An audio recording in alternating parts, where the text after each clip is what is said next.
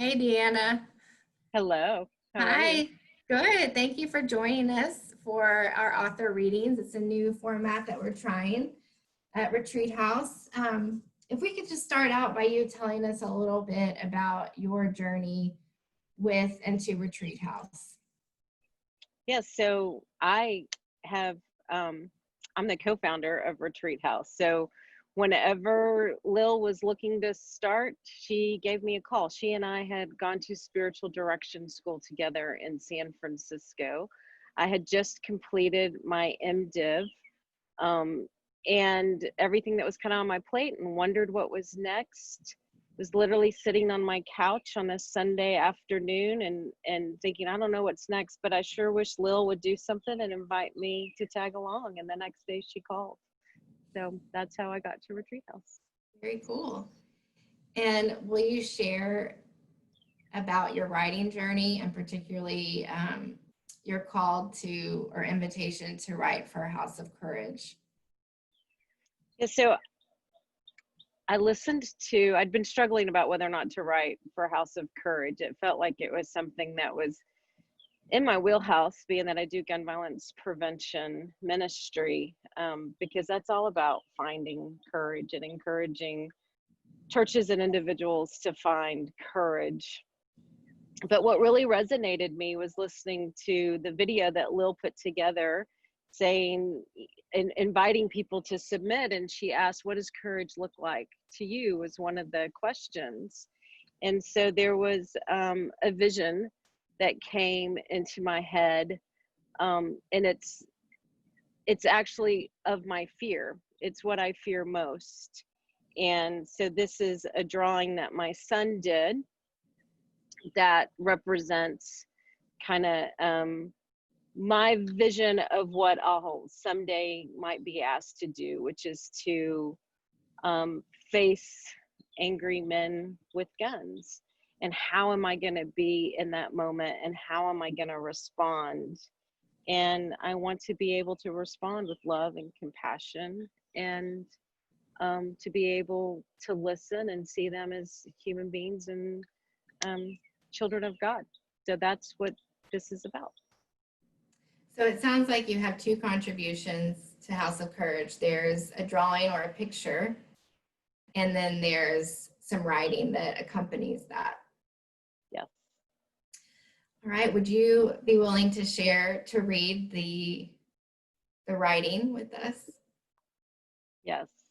So this is what courage looks like to me.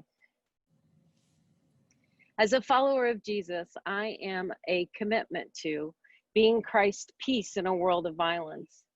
This declaration has manifested in my life as a call to ministry in the gun violence prevention movement. I'm continually fearful of being confronted by angry white men with guns, as these are the folks who are most vocal in their opposition to the work I do, and they represent power.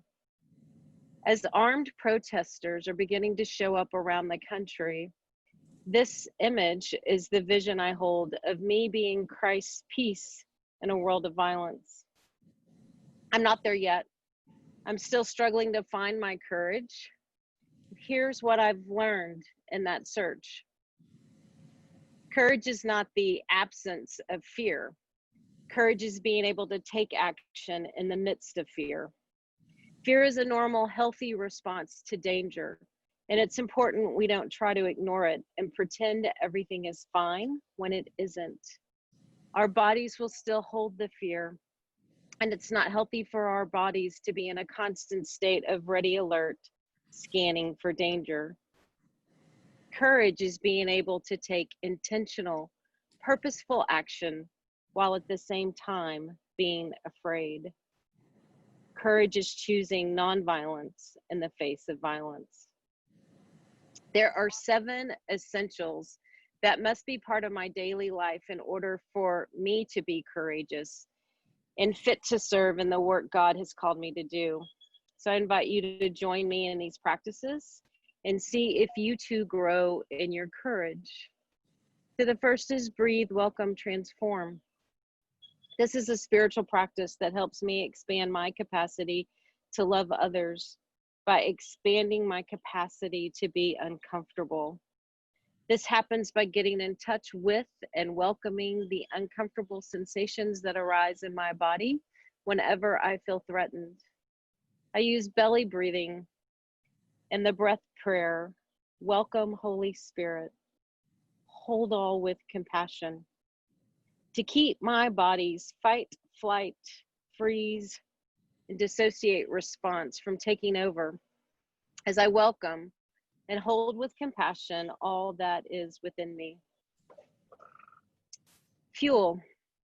Our bodies are a temple, and it matters what goes into them.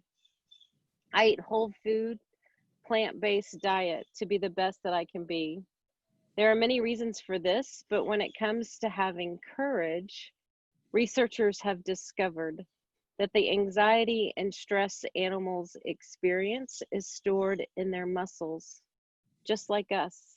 And when we eat them, we're bringing into our bodies stress and anxiety hormones. Caring for my temple also means limiting my intake of sugar, alcohol, caffeine, and oil.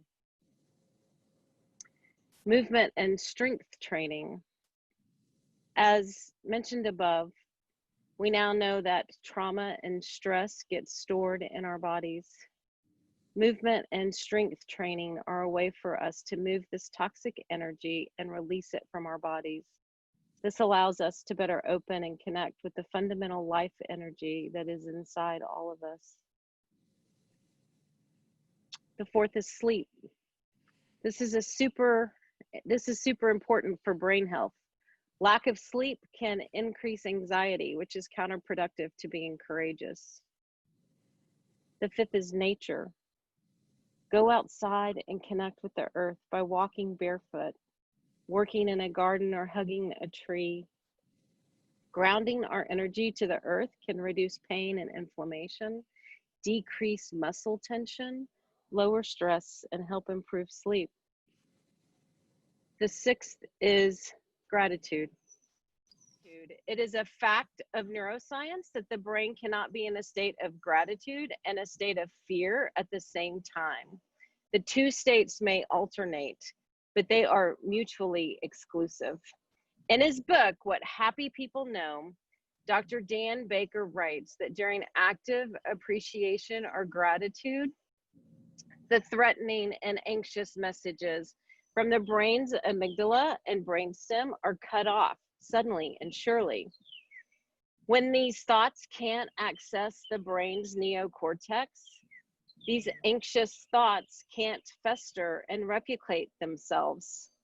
They can't turn our stream of thoughts into a cold river of dread. And then number 7 is fun and creativity. Laugh every day. Laugh every day, even when it does not happen organically. You can make laughter a practice by taking 2 minutes to laugh intentionally. Sing, dance, listen to or make music. Darkness cannot survive in the light. Thank you. That was beautiful. Yeah, thank you. What message of courage do you have for the Retreat House community? Yeah, just find courage. Don't worry about not being afraid, because it's not about doing away with being afraid. It's about taking action even while you're afraid.